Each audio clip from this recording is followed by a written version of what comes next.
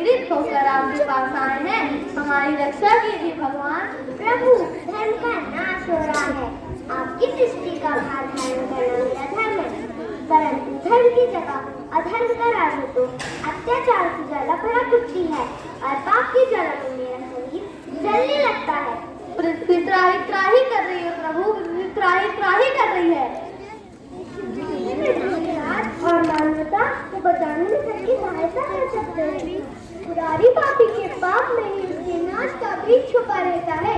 आप सबकी सहायता हेतु हम राजा दशरथ के यहाँ अवतार लेंगे तथा पुनः धर्म की स्थापना करेंगे, क्योंकि सत्य हमेशा विजय होता है। सत्यमेव जयते, सत्यमेव जयते, सत्यमेव जयते।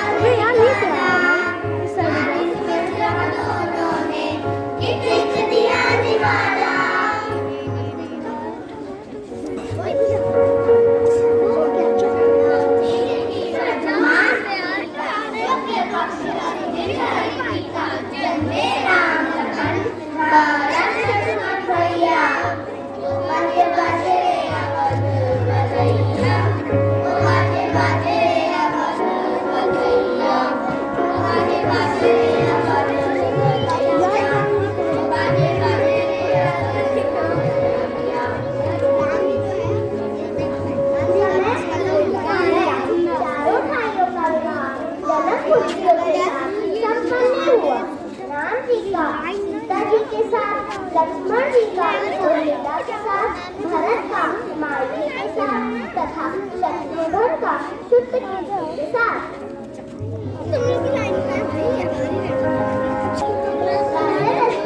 राम जी को राजा बनाने का निर्णय लेते हैं, परंतु कैकेयी की राजा मन कैकेयी की बुद्धि भ्रष्ट कर दी। राम को राजा कैसे बनने दे सकती है? मेरा राम सभी भाइयों में श्रेष्ठ है, तो राजा तो वही बनेगा ना, कैकेयी ना। राम बनेगा राजा, सीता बनेगी रानी और तू बनेगी दासी दासी दासी। कैकेयी क्रोध में आकर कोप भवन चली जाती है। राजा दशरथ कैकेयी से कोप भवन मिलने चले आते हैं। क्या हुआ कैकेयी? स्वामी, आपको याद है आपने मुझे 2 वर दिए थे? अवश्य याद है। तो आप मेरे वह 2 वर पूरे करें। अयोध्या का राजा राम को नहीं बल्कि मेरे पुत्र भरत को बनाए तथा राम को 14 वर्ष का वनवास। नहीं कैकेयी, मैं अपने पुत्र का वियोग न सह सकूंगा। आपको यह करना पड़ेगा स्वामी।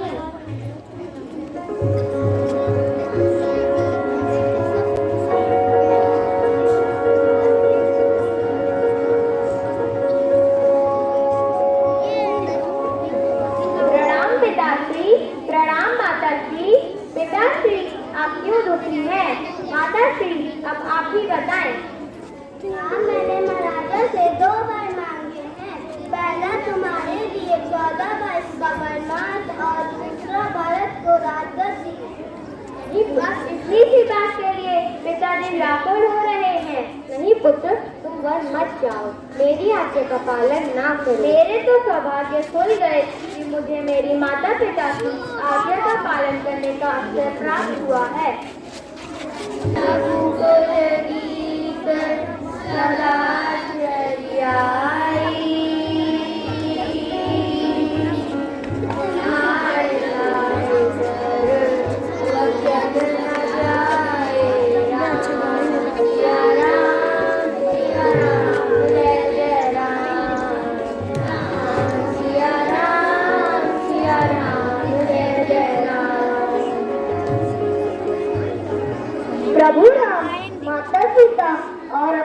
भाई लक्ष्मण के साथ वन में वास करने लगते हैं। रावण की बहन शूर्पणखा की दृष्टि श्री राम और लक्ष्मण पर पड़ी। हे सुकुमार, मैं आपसे विवाह करना चाहती हूँ। मेरा विवाह तो पहले ही मेरी सीते से हो गया है। आप मेरे अनुज लक्ष्मण से पूछ सकती हैं। मैं यहाँ वन में अपनी जेठ तथा माँ समाजवादी की सेवा के लिए आया हूँ। क्षमा करें देवी, मैं आपसे विदा नहीं कर सकता।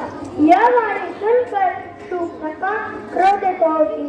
वह माता सीता को हानि पहुंचाने आगे बढ़ी। तभी लक्ष्मण ने बचाव में शूर्पणखा की नाक काट दी।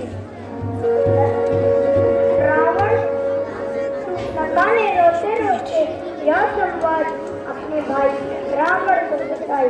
अपनी बहन का यह अपमान देखकर क्रोधित रावण ने सीताहरण करने की योजना बनाई। एक दिन जब प्रभु राम तथा सीता अपनी पनडुब्बी में बातचीत कर रहे थे, तभी उन्हें एक सोने का हिरण दिखा। स्वामी, वह देखिए कितना सुंदर हिरण है। क्या आप मुझे यह हिरण लाके दे सकते हैं? अवश्य लक्ष्मण, जब तक मैं हिरण न लेके आऊँ तब तक तुम कुटिया छोड़कर मत जाना।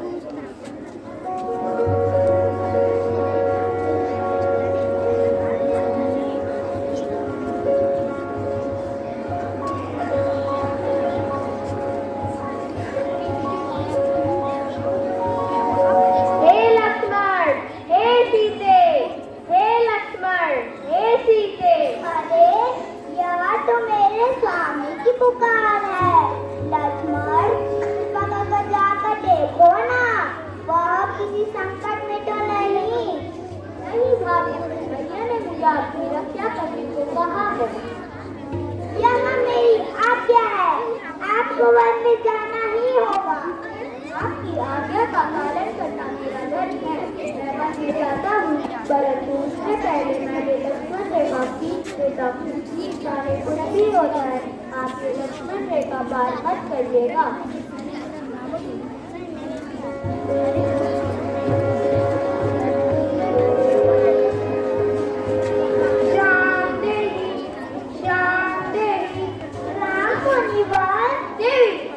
भोजन प्रदान करें।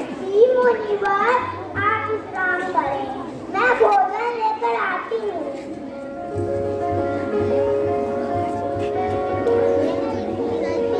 मुनिवर, हमने आसन ग्रहण कर लिया है, कृपया रेखा से बाहर आकर भोजन दें। मुनिराज, मैं रेखा से बाहर नहीं आ सकती। नहीं आ सकती? देवी, तुम हमारा अपमान कर रही हो। हम तुम्हारे पति को श्राप देते हैं। नहीं, सॉरी मुनिवर, मैं आपको बाहर आकर भोजन देती हूँ। तू कौन है दोस्त? मैं रावण हूँ, मैं रावण, लंका पति रावण। रावण माता सीता का हरण करके पुष्पक विमान में लंका ले जा रहा था। अब सायु उनकी रक्षा के लिए आ गए। क्रूर रावण घोर पाप कर रहा है। माता सीता को छोड़ दे। तेरा इतना साहस कि तू मुझे रोकेगा? रावण ने अपनी तलवार से उनके बल काट उन्हें घायल कर दिया। इधर श्री राम तथा लक्ष्मण माता सीता को जंगल में तलाश रहे थे। हे खग मृग मधुकर श्रेणी, तुम देखी सीता मृगनयन। उनकी नजर गाय जुदाई पर पड़ती है। रावण ने किया है छल से अपराध, सीता हरण कर ले गया था।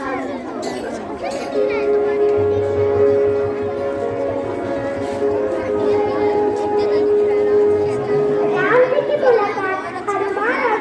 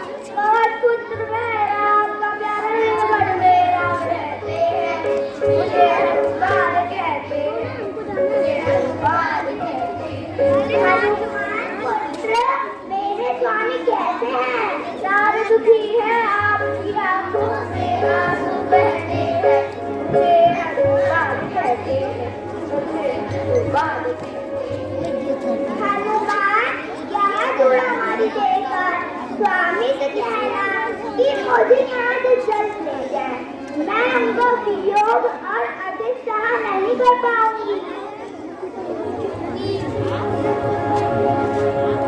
राम ने भगवान तथा वाला से सहायता से लंका पर चढ़ाई कर दी। ये लोग धन्य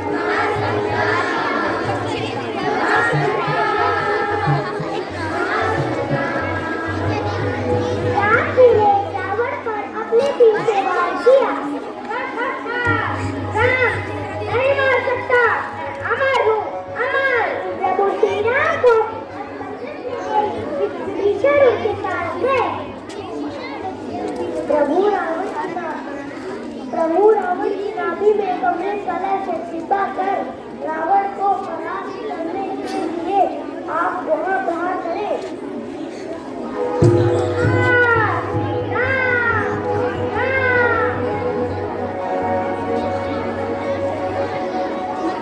लक्ष्मण, रावण परम ज्ञानी है, जाओ उससे ज्ञान ले लो। तो क्या भैया? लक्ष्मण, मैं अपने अंतिम समय में तुमको ज्ञान देता हूँ। शुभ कामों में देरी नहीं करनी चाहिए और शुभ कामों से जितना बच सके बचना चाहिए। शक्ति और आश्रम का नहीं करना, शत्रु और रोग को बलि छोड़ना नहीं चाहिए। हम सबको याद दिला चुका है, ऐसा हमारा सबसे बड़ा शत्रु होता